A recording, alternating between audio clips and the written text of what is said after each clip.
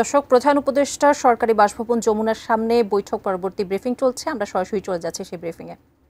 সরকারের সহকারী রয়েছেন, দেখা করার, সাক্ষাৎ করার সময়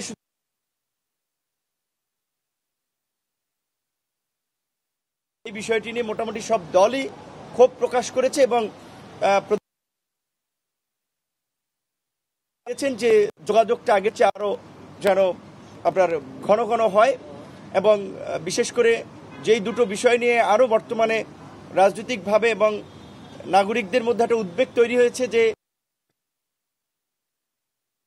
বন্দরের যে নিউমোরিং টার্মিনাল বিদেশিদের হাতে দেওয়া এবং করিডোর,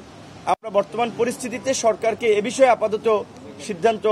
না নেওয়ার জন্য আমরা আহ্বান জানিয়েছি এবং একই সাথে নির্বাচনের যে রোডম্যাপ বা ডেটটা সরকার যেটা বলেছে ডিসেম্বর থেকে আপনার জুন, এটি একটি কুরবানি আসবে, ঈদ আসবে, ইজতেমা পড়বে, সেই কারণে আমরা বলেছি অন্তত প্রধান উপদেষ্টা যেন একটা সুনির্দিষ্ট মাসের কথা বলেন যে এই মাসে এবং সংস্কার বিচার ডক্টর মোহাম্মদ ইউনূসের নেতৃত্বে অন্তর্বর্তীকালীন সরকার, সেক্ষেত্রে সরকার অভ্যন্তরীণভাবে কিংবা যে বাহ্যিকভাবে যে চাপগুলো কিংবা নানান ধরনের ষড়যন্ত্র তারা অনুভব করছে বা করবে, সেই ক্ষেত্রে আমরা পরিপূর্ণ তাকে সহযোগিতা করব। আমাদের পক্ষ থেকে